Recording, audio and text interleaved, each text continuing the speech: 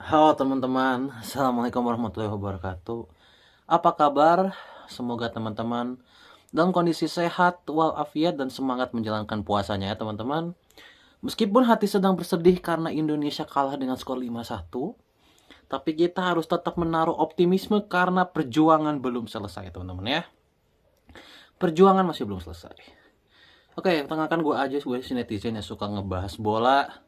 Jadi di video kali ini gue ingin memberikan sedikit mungkin pandangan gue ya tentang pemain-pemain yang tadi dimainkan oleh Patrick Kluivert di pertandingan menghadapi Australia tadi, dengan dimana kita kalah dengan skor 5-1. Oke, jadi 11 pertama yang diturunkan oleh Patrick Kluivert adalah penjaga gawang Martin Paes.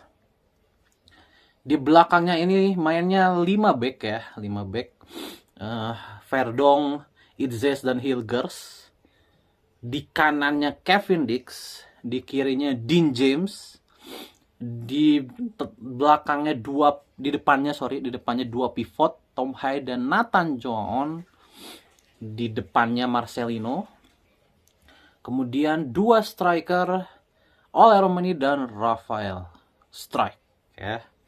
Oke, kita bicara Martin Paes dulu ya. Martin Paes bermain sesuai dengan levelnya tadi, tidak eksepsional tapi tidak jelek juga, karena beberapa kali dia mementahkan peluang-peluang dari Australia meskipun dia kebobolan 5 gol ya. Tapi menurut gue ini murni kesalahan organisasi dan kesalahan komunikasi sih.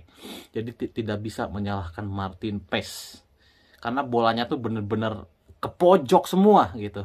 Gol-gol dari Australia ini bola-bolanya tuh ke pojok semua dan ada yang di lob gitu ya. Jadi Martin Paes tidak bisa disalahkan dalam kebobolan 5 gol ini. Oke, bicara pemain belakangnya. Gini, gue punya pendapat yes tentang sistem bertahan dari tim Patrick Kluivert ya. Oke, dimana Patrick Kluivert ini menerapkan high defense line ya, dimana kayaknya nggak semua pemain ini paham job desk-nya ya. Kayaknya nggak semua pemain ini paham dengan job desk-nya dan resikonya. Jadi gini, gue punya pendapat seperti ini.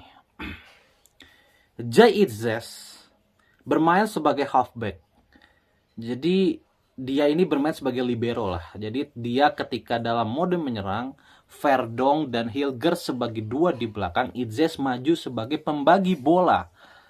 Sehingga Nathan John dan Tom Hay ini mencari ruang untuk melakukan kombinasi.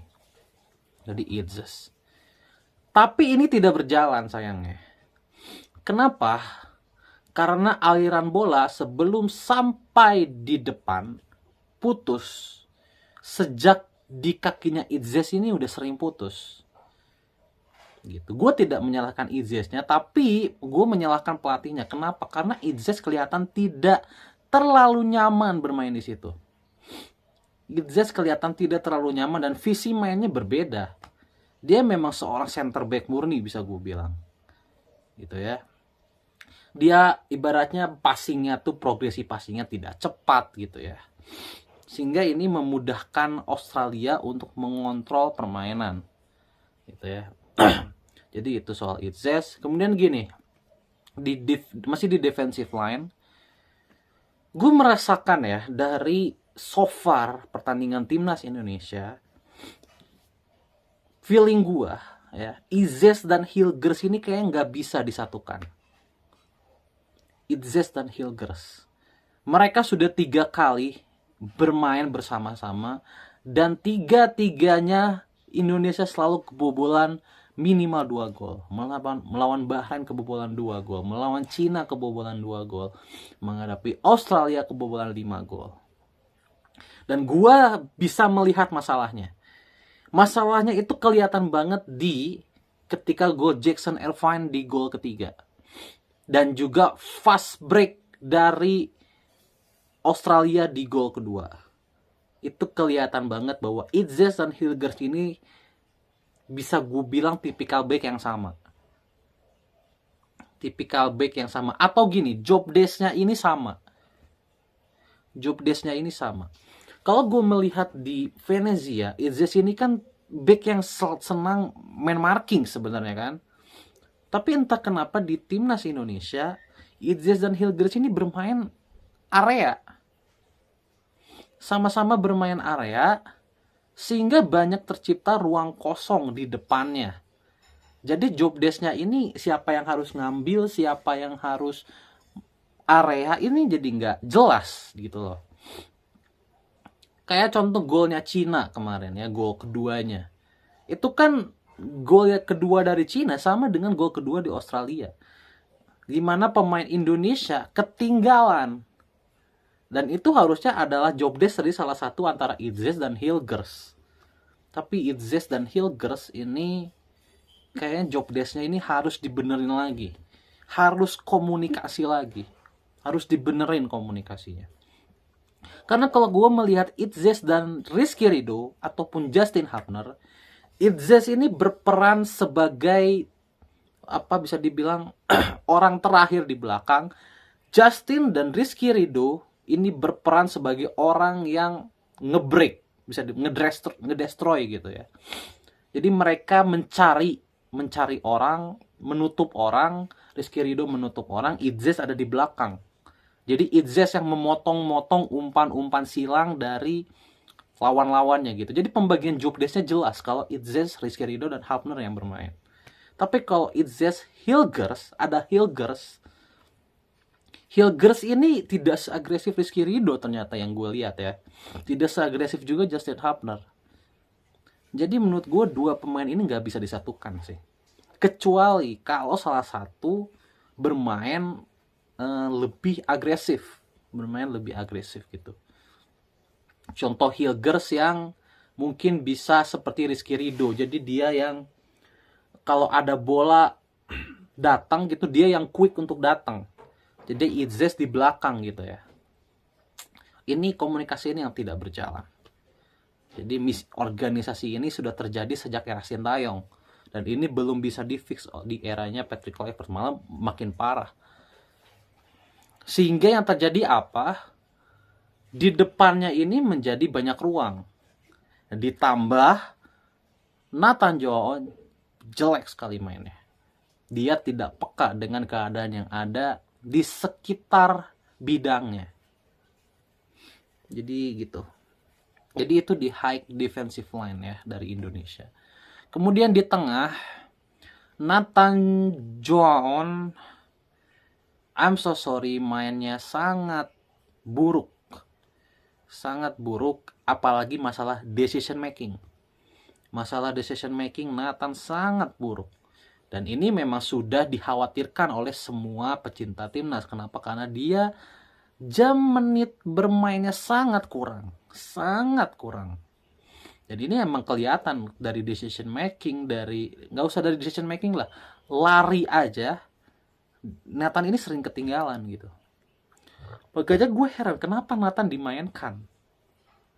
Gue nggak ngerti gitu. Kenapa Nathan dimainkan. Nathan ini udah jelas-jelas lack of quality. Luck banget. Bahkan gini ya, mungkin bisa aja Nathan ini harusnya nggak dipanggil ke timnas. Bisa aja yang datang mungkin kalau di posisi dia ya, gelandang bertahan. Kalau kita bicara yang available itu mungkin Mark Klok. Bisa aja diganti Mark Klok. Karena Mark Klok kan bermain setiap minggu di Persib gitu ya. Jadi harusnya level fitness Mark Klok terjaga gitu dibanding Nathan Joon. Kelihatan banget Nathan Joon ini luck, segala-galanya luck. Decision makingnya luck, larinya luck. Segala-galanya lack of quality. Ditambah Tom Hai yang biasanya bisa menjadi motor serangan sebagai deep lying playmaker, Tom Hai juga berantakan banget mainnya. Dia hanya bisa dibilang 30 menit pertama bermain bagus. Tetapi kesananya dia selalu terburu-buru dalam melakukan passing atau long ball. Gitu. Mainnya jadi kurang jelas gitu Tom Hai ini. Itu kalau di tengah. Kemudian ini nih yang tadi gue bilangnya Dix dan James ya. Dix dan James ini gue rasa kelihatan kebingungan ya dengan formasi 3 back ini. Apakah mereka harus sangat agresif, apakah mereka harus sangat mundur? Karena gini, Kevin Dix ini kelihatan ketika bermain bersama Yakob di melawan Jepang, ini bermainnya jauh lebih fluent, jauh lebih enak gitu dibanding Kevin Dix bermain sendirian di kanan.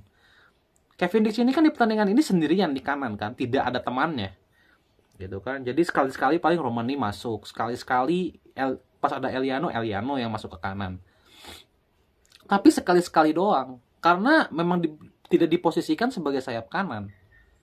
Jadi hanya Kevin Dix sendirian, dan kelihatan Kevin Dix ini sekali nerima bola langsung strike ke tengah, langsung strike ke tengah. Itu pun yang dilakukan oleh Dean James di kiri. Ketika dia dapat bola, dia terobos ke depan, dia langsung crossing. Ketika dia dapat bola, dia langsung strike ke tengah. Jadi ini kebingungan-kebingungan yang tidak teratasi sampai peluit panjang sampai 90 menit ini selesai. Dan ini tentu saja sangat tidak efektif dong, sangat tidak taktis sama sekali permainan seperti ini, benar nggak?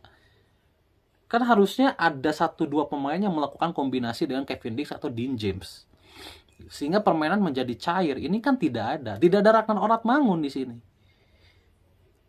Jadi membingungkan sekali terus terang permainan seperti ini. Dan di depan, jujur ini yang paling perform justru di depan timnas Indonesia ini. Strike meskipun kelihatan lack of quality, tapi dia bekerja keras. Dia mencoba melakukan banyak hal di depan, membuka ruang, mencoba menggunakan skill individu, dan sempat berhasil karena strike kita mendapat penalti, tapi sayang Dix gagal.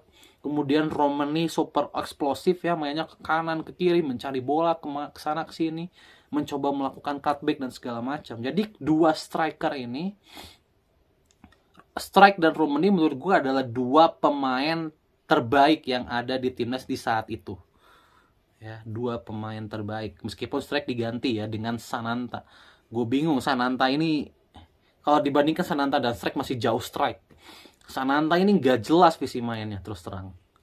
Nendangnya kemana gitu ya, passing crossingnya kemana gitu ya, nggak ada visi mainnya sama sekali Sananta ini. Jadi memang untuk level Asia kayak Sananta ini lewat lah, nggak bisa kayaknya Sananta ini.